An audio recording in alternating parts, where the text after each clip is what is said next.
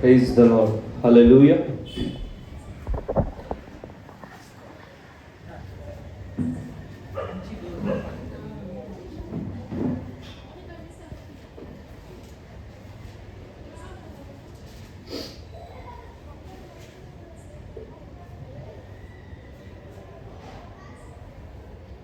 ప్రభువైన యేసుక్రీస్తు నామములో అందరికీ వందనాలు. మన జీవితంలో చాలాసార్లు ప్రయాణాలు మనం చేసి ఉంటాము. సో కొన్నిసార్లు ఒకవేళ ఎవరైనా ట్రైన్ ప్రయాణం చేస్తుంటే టికెట్ దొరకకపోతే అర్జెంట్ వెళ్ళాలనుకుంటే జనరల్ బోగిలో ఎక్కేస్తారు. లేకపోతే నేను చేసే అంటే రాంగ్, బేసికల్గా అలా చేయకూడదు. నేను చేసే పని ఏంటంటే సాధారణ శ్రీకాకుళం వెళ్ళాల్సి వచ్చినప్పుడు టికెట్ దొరకలేదు, కన్ఫర్మ్ కాలేదని అంటే నార్మల్ టికెట్ తీసుకొని స్లీపర్ క్లాస్లో ఎక్కేస్తాను. టీటీ వస్తాడు, వచ్చినప్పుడు దొరకకుండా ఇటు తిరుగుతా. కొన్నిసార్లు బాత్రూంలో దాక్కుంటాను. మొన్న శ్రీకాకుళం వెళ్ళినప్పుడు ఏం జరిగిందంటే, సాధారణంగా గుంటూరు నుంచి రాయగడ వెళ్ళే ఆ ట్రైన్ ఉంటుంది, ఎక్స్ప్రెస్ అనుకుంటుంది. అది సాధారణంగా ఖాళీగా ఉంటుంది, ఎవరు పెద్దగా ఇక్కడే స్టార్ట్ అవుద్ది కాబట్టి పెద్ద బిజీ ఏమి ఉండదు. జనరల్ టికెట్ తీసుకుని వెళ్ళొచ్చులే అనేసి బుక్ చేయకుండా జనరల్లోకి వెళ్తే ఒక్క సీటు కూడా లేదు. ఒక హాఫ్ అన్ అవర్ ముందు వెళ్ళాను, మొత్తం ఫిల్ అయిపోయి ఉంది. మరి ఎట్లా ఇక్కడ నిలబడటం కష్టం. స్లీపర్లో ఎక్కా. టీటీ వస్తున్నాడు, ఒక బోగి నుంచి ఇంకో బోగి నుంచి ఇంకో బోగి, లగేజ్ ఒక దగ్గర పెట్టి తిరుగుతూ ఉన్నాను. రాజమండ్రి వరకు మొత్తానికి దొరకలేదు. రాజమండ్రి దగ్గర ఒక ఆయన దిగి బాబు ఇక్కడ ఖాళీ సీటు నువ్వు పడుకో అన్నారు. ఎక్కి శుభ్రంగా పడుకున్నాను. టీటీ వచ్చి లేపి ఎక్కడ ఎక్కువ అన్నారు, గుంటూరు 350 కొట్టి అంటాడు. అదే కట్టి సీట్ వేస్తారంటే తీసుకో అన్నారు. ఇది నాకు ఈ మధ్య జరిగిన ఎక్స్పీరియన్స్. సో జనరల్లో ట్రావెల్ చేయడం అనేది చాలా కష్టం. అసలు కాలు కలపడానికి కూడా ఉండదు. అలాగా నిల్చొని స్టాట్యూ లాగా ఉంటామంటే ఉండాలి. అది ఒక 7 hours 8 hours జర్నీ అంటే వెరీ డిఫికల్ట్. కానీ ఆ జర్నీ తర్వాత మనము ఒకవేళ బహుశా నెక్స్ట్ ట్రైన్ 3rd ACలో వెళ్ళాలనుకుంది, అప్పుడు ఈ పెయిన్ ఏమి మనకు పెద్దగా అనిపించాం. మనం కష్టపడ్డాను, చాలా కష్టం అనిపించింది. కానీ 3rd ACలో కొంచెం కంఫర్ట్, అది 2nd AC అయితే కొంచెం కంఫర్టబుల్గా మనం వెళ్ళొచ్చు. జర్నీ కష్టంగా ఉందా సుఖంగా ఉన్నదనేది జర్నీ ఫినిష్ అయిపోయినప్పుడు పెద్ద మ్యాటర్ కాదు. తర్వాత పనిలోకి మనం వెళ్ళిపోయినప్పుడు, ఇప్పుడు నేను చాలాసార్లు జనరల్లో వెళ్ళాను, కొన్నిసార్లు 3rd ACలో వెళ్ళాను, కొన్నిసార్లు స్లీపర్లో వెళ్ళాను. బట్ ఇప్పుడు అవేవి మ్యాటర్ కాదు. చేశాను, కష్టపడ్డాను, ఇబ్బంది పడ్డాను. కానీ ఈ సమయానికి అవేవి మ్యాటర్ కాదు. ఎందుకు ఈ మాట చెబుతున్నానంటే, యేసు ప్రభువు వారు ఒక మాట అన్నారు. మత్తయి సువార్త 16వ అధ్యాయము 24వ వచనం. మత్తయి సువార్త 16వ అధ్యాయం 24వ వచనం. అప్పుడు యేసు తన శిష్యులను చూచి, ఎవడైనను నన్ను వెంబడింప గోరిని ఎడల తన్ను తాను ఉపేక్షించుకొని తన సిలువను ఎత్తుకొని నన్ను వెంబడింపవలను.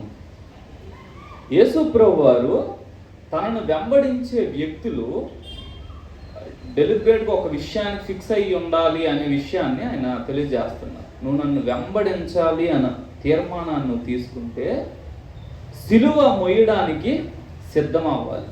మనం చాలాసార్లు ప్రభా నేను ఇన్ని సంవత్సరాలు బట్టి నేను వెంబడిస్తున్నాను, నా జీవితంలో ఆశీర్వాదాలు తక్కువ ఉన్నాయి, శ్రమలు ఎక్కువ ఉన్నాయి అని మనం ఫీల్ అవ్వచ్చు. కానీ దేవుడు ఈ షార్ట్ టైం జర్నీలో, మన journey very short compare to eternity, నిత్యత్వంతో దీన్ని పోల్చి చూసినప్పుడు ఫ్రాక్షన్ ఆఫ్ సెకండ్. ఈ ఫ్రాక్షన్ ఆఫ్ సెకండ్లో మనం కష్టపడుతున్నామా, మనం ఆనందంగా ఉన్నామా, దేవుడు పెద్దగా వరి కాదు. నువ్వు కష్టపడ్డావు బిడ్డ. కానీ ఇటర్నిటీలోకి వచ్చినాక ఈ బాధ ఏది కూడా, ఇప్పుడు యేసు ప్రభు వారు తల్లి ప్రసవించడం గురించి చెప్తూ తన వేదన అంతా మర్చిపోద్దంట. బిడ్డడు పుట్టినప్పుడు ఇంత పెయిన్ పడ్డావు కదా, కానీ ఆ పెయిన్ మర్చిపోద్దు. సిలువను ఎత్తుకొని నన్ను వెంబడించను యేసు ఎందుకు అంటున్నారు, ప్రభు ఎందుకు అంటున్నారు అంటే, సిలువ లేకుండానే వెంబడించాలని అనేక మంది ఇష్టపడతారు. ప్రభా మా జీవితాల్లో సిలువ మాత్రము వద్దు. నేను వెంబడిస్తాను నువ్వు ఇచ్చే టీచింగ్స్ని. మహాత్మా గాంధీ గారు ఆయన మత్తయి సువార్త 5వ అధ్యాయాన్ని తీసుకొని నాకు యేసుప్రభు బోధ అంటే చాలా ఇష్టమని దాన్ని తన జీవితంలో కూడా, but he never followed Jesus. యేసుని వెంబడిస్తే సిలువ భుజాల మీదకి వస్తుంది. అందుకని సిలువను వదిలేసి యేసు బోధను వినడము లేదంటే యేసు బోధను పాటించడం అన్నది లోకస్తుల్లో చాలామంది చేస్తారు ఆ పని. అది యేసు ప్రభు వారు తనను వెంబడించే వ్యక్తులు ఖచ్చితంగా సిలువను మోయడానికి సిద్ధమవ్వాలి. అలా సిద్ధమైన వాళ్ళే నా వెనకతల రండి నన్ను వెంబడించండి అని ఆయన ఇన్వైట్ చేస్తున్నారు. సో యేసు ప్రభు దగ్గరికి రావడానికి చాలామందికి ఒక్కొక్కరికి ఒక్కొక్క మార్గం లేదంటే ఒక కాజ్ ఉంటుంది, రీజన్ ఉంటుంది. కొందరికి ఆరోగ్యం సరిగా లేక ప్రార్థన చేస్తే బాగవుతారు, కొందరు పిల్లలు పుట్టకపోతే ప్రార్థన చేస్తే పిల్లలు పుడతారు. ఏదో ఒక కారణాన్ని బట్టి ప్రభువుని నమ్ముతారు. కానీ కొద్ది కాలం తర్వాత ఎప్పుడైతే శ్రమలు స్టార్ట్ అవుతాయో, ఎప్పుడైతే సిలువ మొయ్యాల్సి వస్తుందో మళ్ళీ ఇమీడియట్గా చాలామంది వెనక్కి వెళ్ళిపోయే పరిస్థితులు. యేసు ప్రభు వారు ఎందుకు సిలువను ఇంట్రడ్యూస్ చేశాడు? అసలు సిలువ లేకుండా తీసుకెళ్ళవచ్చు కదా పరలోకం, దేవునికి ఏమైనా నష్టం ఆ సిలువ లేకుండా మనం పరలోకం వెళ్తే అని అంటే, పరలోకానికి వచ్చే వాళ్ళు ఖచ్చితంగా సిలువను మోసిన వ్యక్తులే ఉంటారు. సిలువను భరించే వ్యక్తులే మాత్రమే రావాలని దేవుని నియమం. ఎందుకనంటే ఆయన కూడా సిలువని మోసాడు కాబట్టి. సో సిలువను ఒకవేళ వద్దు అని అనుకుంటే ఆ యొక్క ఇప్పుడు ఈ లోకంలో యేసును వెంబడించేవారు ఎవరు నిజమైన వ్యక్తులు, ఎవరు పొట్టు అయిన క్రైస్తవులను తేలేది ఎక్కడనంటే, సిలువను ఇంట్రడ్యూస్ చేసినప్పుడు ఎవరైతే నిజంగా వారి విశ్వాసం కోసం నిలబడతారో వారు సిలువను మోయడానికి ఇష్టపడతారు. కష్టమైతే కష్టమైంది, సిలువను మేము మోస్తాము. ఎవరైతే పొట్టై ఉంటారో అమ్మో ఈ సిలువ మాకు వద్దని. దేవుడు గోధుమలను పొట్టును వేరు చేయడానికి ఉపయోగించే ఒక అస్త్రం సిలువ. అది సంఘం మీద పెట్టినప్పుడు లేదంటే వ్యక్తిగత జీవితంలో ఒక్కొక్క వ్యక్తి మీద సిలువ పెట్టినప్పుడు వాడు నిజమైన విశ్వాసంతో నిలబడే వ్యక్త లేదనంటే యేసును వదిలేసి సిలువను వదిలేసి లోకంలో కలిసిపోయే వ్యక్తి అనేసి దేవుడు నిర్ణయిస్తాడు. మత్తయి సువార్త 7వ అధ్యాయంలో 13-14 వచనాలను మనం చూసినప్పుడు యేసు ప్రభువారు ఈ మాటను చెబుతారు. ఇరుకు ద్వారమున ప్రవేశించుడి, నాశనమునకు పోవు ద్వారము వెడల్పును ఆ దారి విశాలమునై ఉన్నది, దాని ద్వారా ప్రవేశించువారు అనేకులు. జీవమునకు పోవు ద్వారము ఇరుకును ఆ దారి సంకుచితమునై ఉన్నది, దాన్ని కనుగొని వారు కొందరు. యేసు ప్రభు వారు ఒక మాట చెబుతున్నారు. తనను వెంబడించే వ్యక్తి సిలువను మోయాలని మొదటి విషయం చెబుతున్నాడు. ఆ సిలువను మోస్తున్న వ్యక్తి ఏ మార్గం గుండా వెళ్ళాలి, ఏ దారిలో నడవాలి అనే విషయాన్ని కూడా చెబుతున్నారు. సిలువను పట్టుకొని నడవవలసిన ఆ త్రోవ లేదంటే ఎంటర్ అవ్వాల్సిన గేటు చాలా ఇరుకుగా ఉంటుందంట. దారేమో సంకుచితంగా ఉంటుందట, కంఫర్టబుల్గా ఏమీ ఉండదు. ఒకసారి మొయ్యు అని అంటే ఓకే, కానీ అది భుజాల మీదే ఉంటుంది. ముందు గేట్లో ఇరుకైన ఆ గేట్ గుండా వెళ్ళాలి. దారి చూస్తే చాలా సంకుచితంగా ఉంటుందంట, కంఫర్టబుల్గా ఉంటుంది. నేరో రోడ్లో మనం ట్రావెల్ చేయాలంటే వెరీ డిఫికల్ట్. అది అటు నుంచి వెహికల్స్ వస్తూ ఇది చిన్నగా ఉంది, ఇటువైపు త్రోవ లెఫ్ట్ సైడ్ త్రోవ లేదని అంటే we will find very difficult. దారి చాలా కుసించుకుపోయినప్పుడు ఈ ఒకవైపు సిలువను మోస్తూ ఆ దారిలో నడుస్తూ ఉండడం అన్నది చాలా కష్టమైపోద్ది. బహుశా సిలువను వదిలేస్తే ఆ ఇరుకైన దారిలో నడవడము కొంచెం సులభం అవుతుందేమో, కానీ ఒకవైపు సిలువ భారాన్ని మోస్తూ ఇరుకైన ద్వారము సంకుచితమైన మార్గము దీని గుండా వెళ్ళాలని అంటే ఒక తీర్మానము కలిగి ఉండాలి. ఏది ఏమైనా సరే నా గమ్యస్థానాన్ని నేను చేరుకునేదాకా సిలువ విడిచిపెట్టడము కుదరదు, ఈ దారి నుంచి తొలగడము కుదరదు. ఇరుకైన త్రోవ నుంచి విశాల మార్గానికి ఎప్పుడైనా వెళ్ళిపోవచ్చు. దెర్ ఈజ్ ఎ వే. పౌలు గారు అంటారు, దేమ ఇహలోకాన్ని స్నేహించి తెస్సలోనికకు వెళ్ళిపోయాడు. దేమ వెళ్ళింది యాక్చువల్గా పరిచర్యకి వెళ్ళాడు, కానీ అక్కడ కంఫర్టబుల్గా ఉంటుంది. కొంతమంది పాస్టర్స్ ముఖ్యంగా మెయిన్ లైన్ చర్చెస్లో సిటీలో వాళ్ళకి వేస్తారు, కొన్నిసార్లు ఇంటీరియర్ ప్లేసెస్లో వేస్తారు. వాళ్ళకి ఇంటీరియర్ ప్లేసెస్కి వెళ్ళడం ఇష్టం ఉండదు. ఎందుకనంటే సిటీలో అయితే చాలామంది ప్రేయర్స్ పిలుస్తారు, ఆఫరింగ్స్ ఇస్తారు, కంఫర్టబుల్గా ఉంటుంది. ఇంటీరియర్ ప్లేస్లో అయితే వెళ్ళే వాళ్ళందరూ కూలి పనులకు వెళ్తారు, ఎవరు ఇచ్చే వాళ్ళు ఉండరు, దీనికి వచ్చే జీతం తక్కువ, అక్కడ ఫెసిలిటీస్ ఉండవు, పిల్లలకి సరైన ఎడ్యుకేషన్ ఇవ్వలేదు, చాలా రీజన్స్ ఉంటాయి. ఇరుకైన త్రోవ ఎంచుకోవాలి. కొంతమంది వెరీ రేర్ పాస్టర్స్ చెప్తారు, ఈ పాలిటిక్స్, ఇక్కడ ఉండే రాజకీయాలు ఇవన్నీ చూసి నాకు ఏదో ఒక మారుమూల గ్రామాన్ని ఇవ్వండి, నేను అక్కడికి వెళ్ళి సేవ చేసుకున్నాను. వెరీ ఫ్యూ పీపుల్ చెప్తారు. లేకపోతే చాలా వరకు ఏంటంటే ఈ రాజకీయాలు ఒక బ్యాచ్తో చేరిపోయి రాజకీయాలు చేసుకుంటూ డబ్బు సంపాదించుకుంటూ పేరు గడించుకుంటారు. యేసు ప్రభువు వారు ఏం ఆశిస్తున్నారు అంటే, మనము ఇరుకైన త్రోవలో సంకుచితమైన మార్గంలో సిలువను మోసుకుంటూ వెళ్ళాలి.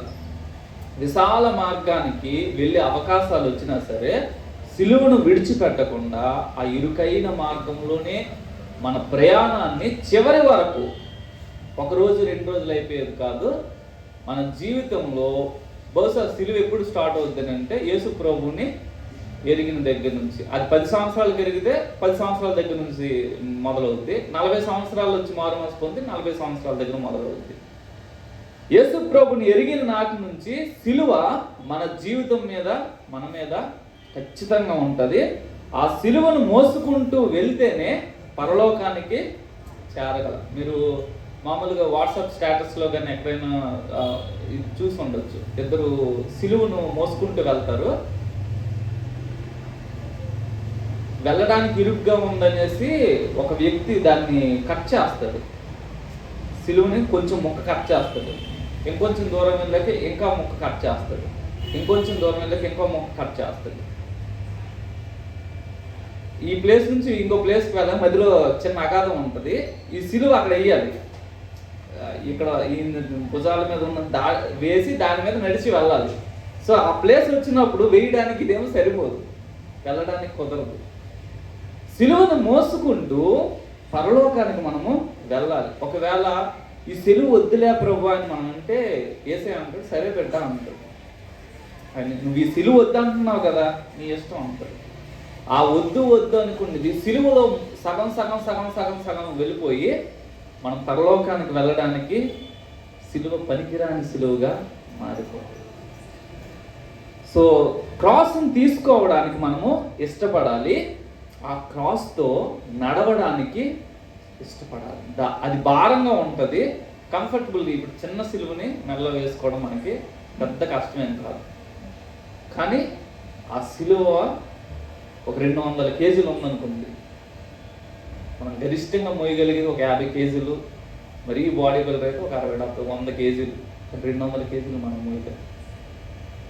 ఒకవేళ 200 కేజీలు బహుశా ఒకసారి లేపి మళ్ళీ దించేయగలరేమో, కానీ 200 కేజీలని పట్టుకుని లైఫ్ లాంగ్ నడవాలి అంటే వెయిట్ మోయడంలో ఒక ఇది ఉంటుంది, తక్కువ బరువే. ఏదైనా చిన్న పట్టుకోవడం, కొద్ది నిమిషాలు పట్టుకోవడం, ఒక 5 kilos పెట్టారు, 2 minutes పట్టుకోవడం పెద్ద కష్టం కాదు. కానీ అదే 10 minutes 20 minutes, half an hour, 1 hour, 1 day time అయ్యే కొద్ది ఇది భారం అయిపోద్ది. సిలువ బహుశా ఒక సందర్భంలో తీసుకోవడం మనకి సులభంగా ఉండొచ్చు. సరే, ఈ విషయంలో నేను సిలువ వేయబడ్డాను, ఇది భారం అయితే అయింది, నా ప్రభు కోసం నేను తీసుకుంటాను. కానీ దీన్ని లైఫ్ లాంగ్ మోయడం అంటే నాట్ ఈజీ టాస్క్. దేవుడు ఏం ఆశిస్తున్నాడంటే, బిడ్డ నేను నీకోసం పరలోకాన్ని సిద్ధం చేశాను. ఎప్పుడు అసలు కన్నీరు నీకు రాని ఒక లోకము, నీకు ఎటువంటి వ్యాధి రాని లోకము, నేను ఎంతకాలం ఉంటానో అంతకాలం నువ్వు ఉంటావు, అటువంటి లోకాన్ని నేను నీకు సిద్ధపరిచాను. కానీ ఆ లోకానికి రావడానికి ముందు నువ్వు ఒక నిర్ణయాన్ని చెయ్యాలి. లేకపోతే నువ్వు జ్ఞానంతో ఒక డెసిషన్ చెయ్యాలి. ఏంటంటే ఈ లోకంలో ఎంత కష్టం వచ్చినా, ఎంత ఇబ్బంది అయినా సరే, ప్రభువా సిలువను మాత్రం నేను విడిచిపెట్టను. నా జీవితంలోనికి నువ్వు అనుమతించిన సిలువను మోసుకుంటూ నేను పరలోకానికి వస్తాను అని మనం ప్రభువుతో చెప్పాలి. సిలువ ఎంత ఘోరంగా ఉంటుంది అని అంటే, మత్తయి సువార్త 10వ అధ్యాయంలో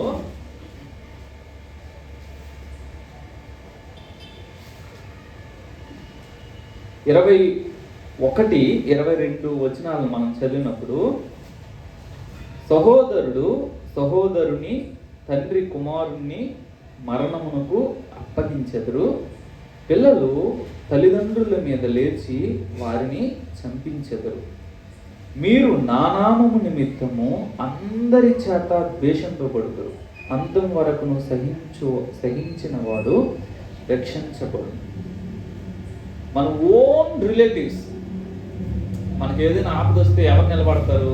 మన రక్త సంబంధికులే, మన సహోదరులు, మన సహోదరి, వీళ్ళు, లేకపోతే మన అమ్మ నాన్న, మన కన్నబిడ్డలు, వీళ్ళే వచ్చి మనకు నిలబడతారు, మనకు సహాయం చేస్తారు. కానీ క్రాస్ అనే విషయానికి వచ్చినప్పుడు మనల్ని సిలువుకు అప్పగించే దాంట్లో ఎంత క్రాస్ ఇంటెన్సిఫైడ్ అంటే, సొంత తండ్రి కొడుకుని అప్పగిస్తాడంట. దేనికి? మరణానికి అప్పగిస్తాడు. అసలు ఏ తండ్రి చేయలేడు అది. అవసరమైతే నా కొడుకును వదిలేని నేను చచ్చిపోతాను అంటాడు. కానీ విత్ జీసస్, యేసయ్యని కలిగి ఉంటే వీడిని చంపేయండి అనేసి, ఇదిగో వీడు యేసయ్యని నమ్ముతున్నాడని తండ్రే తన కొడుకుని తీసుకెళ్లి మరణానికి అప్పగిస్తాడు. సహోదరుని అప్పగిస్తారు. పిల్లలు తల్లిదండ్రుల మీద లేచి వాళ్ళని చంపిస్తారంట. యేసుప్రభు అంటున్నారు, మనుష్యులందరి చేత ద్వేషింపబడతారు.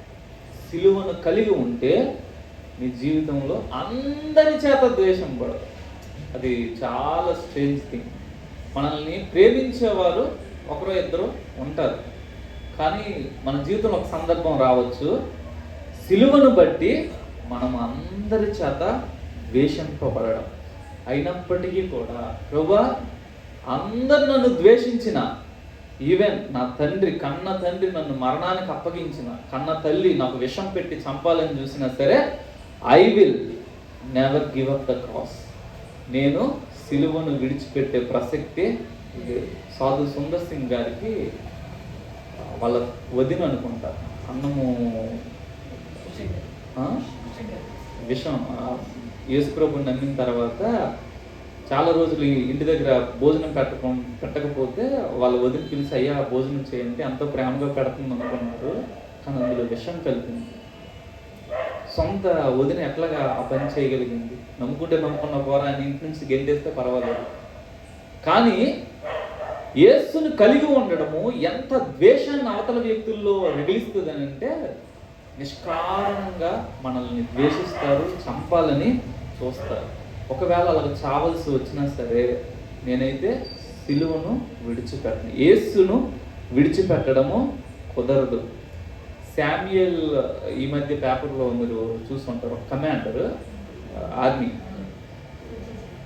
ఆయన మా మిషనరీ ఫ్రెండ్ అంట. ఆయన నంబర్ ఇచ్చారు నాకు. లా చదువుతున్న, లా కూడా చేశారంట ఆయన. సో ఏదో ఏడిఎఫ్ అని క్రిస్టియన్స్ పక్షాన్ని వాదించే ఒక సంస్థ ఉంది, దానికి ఏదో చైర్మన్ ఏదో సంథింగ్.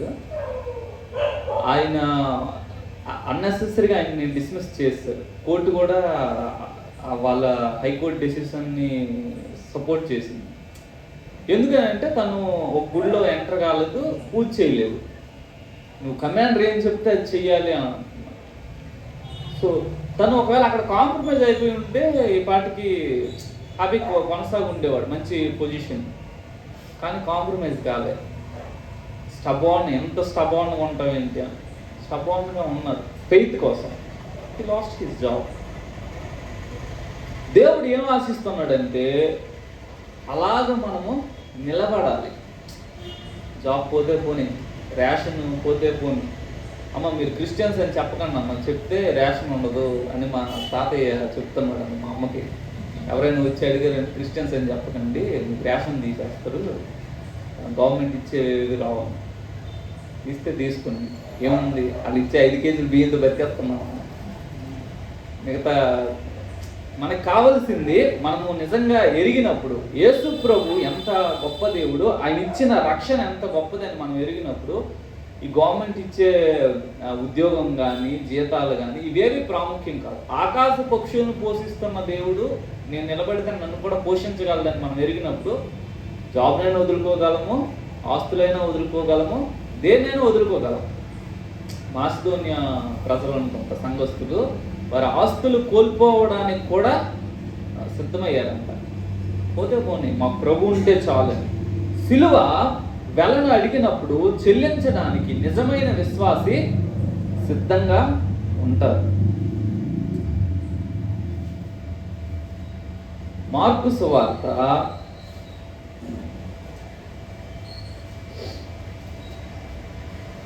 14వ అధ్యాయము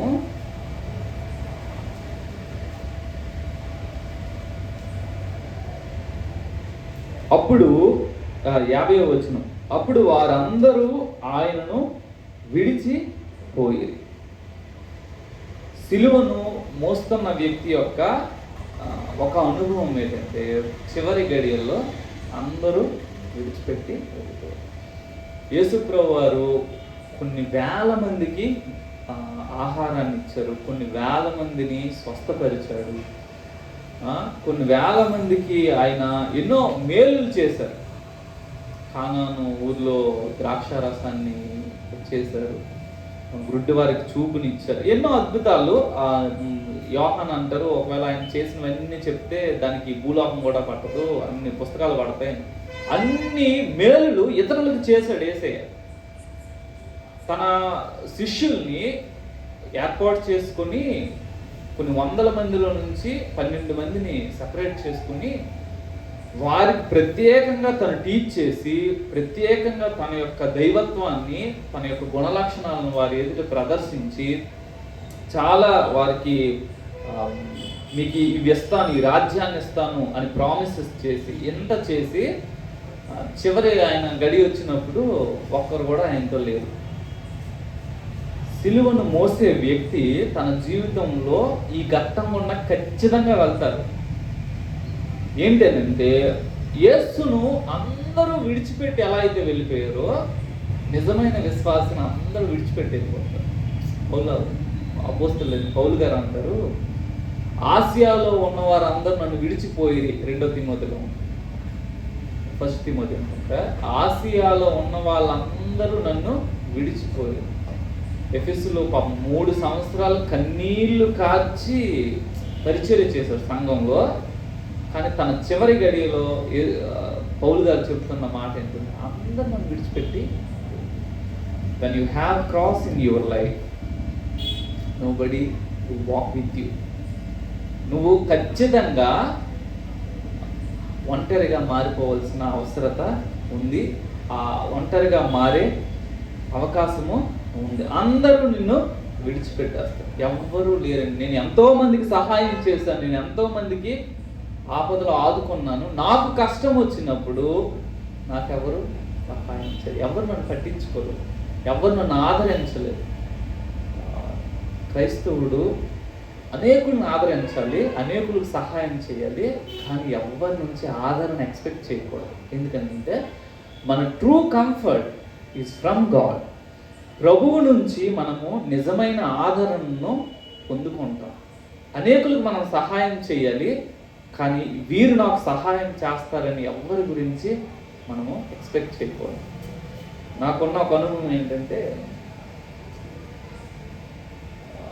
ఐ థింక్ 2021 మిషనరీగా వచ్చిన కొత్తలో ఒక మేడం గారు వాళ్ళ ఇంటికి వెళ్తే 1000 రూపీస్ ఇస్తారు నాకు. విజయనగరము, చెన్నైలో బయలుదేరినప్పుడు ఈ ఆలోచన వచ్చింది, మేడం ఉన్నారు కదా ఇస్తారులే అనేసి. అది ఫస్ట్ అండ్ లాస్ట్. సరే ఇంటికి వెళ్ళా. ఇంటికి వెళ్తే ఆమె లేరు. ఆ కింద ఒక అంకుల్ ఉంటారు, ఆయన అట్లీస్ట్ 500 అని ఇస్తారు. సరే ఈయన ఇస్తారు కదా అనుకున్నా. ఆయన నేను ఎక్స్పెక్ట్ చేయలేదు. నేను ఎప్పుడైతే రెంట్ కొంటున్నానో ఆయన ప్రయాణానికి ముందు 1000 రూపీస్ చేతిలో పెట్టాడు. అసలు రెంట్ కొంటున్న హౌస్ ఓనర్ ఇవ్వడం అనేది నేను ఎప్పుడు చూడలేదు. ఆయనకి ఇట్లా ప్రయాణానికి ఆయన అప్పుడే ఇచ్చాడు, మళ్ళీ తర్వాత ఎప్పుడు ఇవ్వలేదు. సో నేను ఎక్కడ ఎక్స్పెక్ట్ చేశానో అక్కడ నుంచి సహాయము రాలేదు. నీడెడ్, అక్కడ నుంచి సహాయం రాలేదు. కానీ ఎక్కడి నుంచి ఎక్స్పెక్ట్ చేయలేదో అక్కడి నుంచి వచ్చింది. బిఫోర్ దట్ ఎంత గొప్ప దేవుడు అంటే, బహుశా దేవుడు నేర్పించిన పాఠం ఏంటంటే, don't look to people, look to me. నన్ను చూడు, నన్ను అడుగు, నేను నీకు ఇస్తాను. నువ్వు వ్యక్తుల వైపు చూడొద్దు. అది దేవుడు నేర్పిస్తున్న పాఠం. సో మనము అనేకులకు సహాయము చేయాలి, కానీ we should never expect help from anyone. So Yesu ప్రభువారిని వెంబడించే వ్యక్తి అందరి నుంచి రిజెక్ట్ చేయబడటానికి, అందరి నుంచి తృణీకరించబడి నిస్సహాయుడిగా మారడానికి సిద్ధం అవ్వాలి. అలా అయితేనే మనము క్రాస్ని ముందుకు తీసుకొని వెళ్ళగలం. చివరగా ఒక మాట చెప్పి నేను ముగిస్తాను. యోహాను సువార్త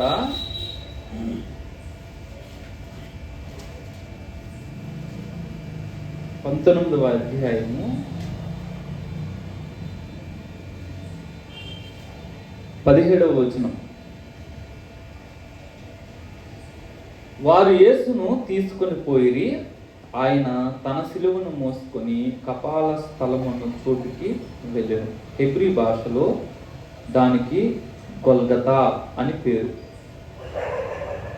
చివరిగా యేసు ప్రభువారు తన సిలువను ఎత్తుకొని తాను మరణించే చోటుకు వెళ్ళారు. క్రైస్తవుడు ఈ లోకంలో ఏవి ఆశీర్వాదాలు పొందినా పొందకపోయినా సరే సిలువను మాత్రం విడిచిపెట్టకుండా చావు వరకు మోయాల్సిందే. యేసు ప్రభువారు సిలువను వద్దాం అనుకుంటే he could have died another way. ఇంకొక రకంగా ఆయన చచ్చిపోవచ్చు, ముసలుడై చచ్చిపోవచ్చు. తండ్రి, ఈ సిలువ నాకు ఇష్టం లేదు, కానీ నీ చిత్తం ఇదే దీనికి, ఒకవేళ నీ చిత్తం కాకపోతే నేను ఈ సిలువ భారాన్ని మోస్తానని తను తాను అప్పగించుకున్నాడు. ఆ సిలువను మోసుకొని తను మరణించాడు. మన జీవితంలో మనం చెప్పొచ్చు, దేవుడు నాకు ఇన్ని ఆశీర్వాదాలు ఇచ్చారని. ఆ సాక్ష్యాలు వినడానికి బాగుంటాయి.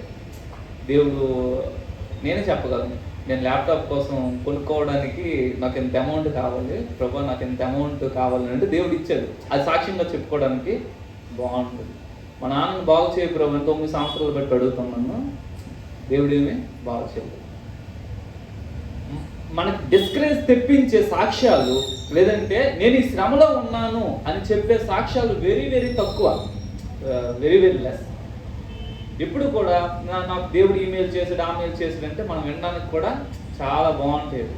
కానీ నా దేవుడు నాకు ఈ కీడులు చేసినట్టుగా కనిపిస్తుంది. నా జీవితంలో ఇన్ని నష్టాలు నేను చూశాను, స్టిల్ నేను ఆయన్ని విడిచిపెట్టలేదు. నిజమైన సాక్ష్యం ఏంటంటే, ఇంకొద్ది గడియల్లో చనిపోబోతున్నాడు అన్నప్పుడు కూడా తన సిలువను విడిచిపెట్టకుండా, సిలువ వలన తన జీవితంలో కలిగిన శ్రమలు, ఇబ్బందులు, వీటన్నిటినీ కూడా ఓర్చుకొని విశ్వాసంతో కనుమూయడం.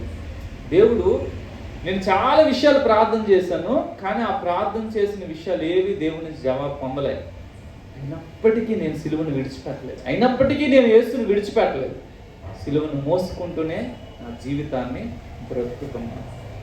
పౌలు జీవితంలో ఒక ముళ్ళును పెట్టారు, ఒక వ్యాధిని పెట్టారు. బహుశా కొందరు అంటారు ఆయనకి ఒక పుండు ఉంది, అది ఇతరులు దుర్వాసన బహుశా వస్తుండొచ్చు, అందుకే ఇతరులకు శోధనగా ఉన్నది అని పౌలు గారు అన్నారు. దాన్ని తీయమని అంటే దేవుడు కృపచాలన్నారు, దానితోనే కనుమూశారు. చివరి వరకు దాన్ని దేహంలో పెట్టుకొని చనిపోయారు. మన జీవితంలో సిలువ విడిచిపెట్టకుండా దానిని పట్టుకొని, ఆ శ్రమను పట్టుకొని, ఆ ఇబ్బందిని పట్టుకొని, ఆ కష్టాన్ని పట్టుకొని కనుమూయడము గొప్ప భాగ్యం. ఒకవేళ మనం ఇలా చెప్పొచ్చు, అయ్యా నా జీవితం అంతా శ్రమలే, ఏమీ ఆధారం లేదు, ఏమీ నెమ్మది లేదంటే నేను అంటున్నాను, అమ్మా మన జీవితంలో మనం పడిన శ్రమ కొంచెం కాలం. ఇప్పుడు మన జీవితంలో ఎవ్రీడే అట్లీస్ట్ 6 to 8 hours మనం పడుకుంటాం కదా. అంటే డేలో మనం 24 hours 8 hours తీస్తామంటే 16 hours. కష్టాన్ని భరిస్తే ఎన్ని అవర్స్ భరించాలి? 16 hours. అందులో భోజనం ఇవే మన ఉద్యోగాలు ఇవన్నీ తీస్తాం అనుకో, మనం పడే కష్టము very few hours. Mental torture few hours. పనులు పడిపోయానంటే ఆ చింత మనకి ఉండదు. మనకుండే ఆరోగ్య రీత్యా సమస్యలు కానీ, కుటుంబంలో ఉన్న సమస్యలు కానీ, ఇంక ఎటువంటి సమస్య అయినా సరే అది మనము నిజంగా దాన్ని క్యాలిక్యులేట్ చేస్తే వెరీ ఫ్యూ అవర్స్. మేబీ ఒక జీవిత కాలాన్ని 60-70 సంవత్సరాల జీవిత కాలాన్ని మనము గుణిస్తే దగ్గర 3-4 years మేబీ మనము క్రాస్ని భరించాల్సి వస్తుంది, ఆ శ్రమను భరించాల్సి వస్తుంది. వాస్తవం ఏంటంటే మనము నిత్యత్వం కడుగు పెట్టాక ఇదేది గుర్తురాదు. ఎంత కష్టపడ్డాను ప్రభా అనేది గుర్తురాదు. దేవా ఇంత భాగ్యాన్ని నాకు ఇచ్చావా, ఇంతగా నన్ను ఆశీర్వదించావా, ఇంతగా నాకు మేలు చేసావని దేవుణ్ణి మనము స్తుతిస్తాం. కాబట్టి యేసును వెంబడించడానికి సిద్ధపడిన వ్యక్తి సిలువను మోయడానికి సిద్ధపడాలి. సిలువను మోస్తూనే ఇరుకైన త్రోవలో అందరి చేత ద్వేషించబడుతూ, అందరి చేత వెలివేయబడుతూ, అందరి చేత నిందించబడుతూ, అవమానకరంగా సిలువను మోసుకుంటూ తన కడయాత్ర, చివరి యాత్రను ముగించాలి. అలా ముగించగలిగే వారి కోసము దేవుడు పరలోకాన్ని సిద్ధం చేశాడు. ఆశీర్వాదాలు వస్తే ఎవరైనా యేసుని వెంబడిస్తారు. ప్రార్థనలకి జవాబులు వస్తే ఎవరైనా వెంబడిస్తారు. రోగాలు బాగైతే ఎవరైనా వెంబడిస్తారు. ఏమీ జరగట్లే, స్టిల్ ఐఎమ్ ఫాలోయింగ్ జీసస్ అంటే అప్పుడు అంటారు, అమ్మ యేసు ప్రభు నన్ను ఈ వ్యాధి ఏమి పోలేదు, ఈ సమస్య ఏమి పోలేదు, ఇంకా ఎందుకు పట్టుకున్నావు అంటే, నేను నమ్మింది దీనికోసం కాదయ్యా, నేను నమ్మింది పరలోకం కోసం, ఆయనతో యుగ యుగాలు ఉండడం కోసం. కాబట్టి శ్రమ తీరినా తీరకపోయినా నేను యేసును వెంబడిస్తాను. అటువంటి బిడ్డల కోసం దేవుడు చూస్తున్నాడు. మనం ఆ జాబితాలో ఉండాలని నేను దేవుడు ఇద్దరం ఇష్టపడతాను. ప్రార్థించాలి.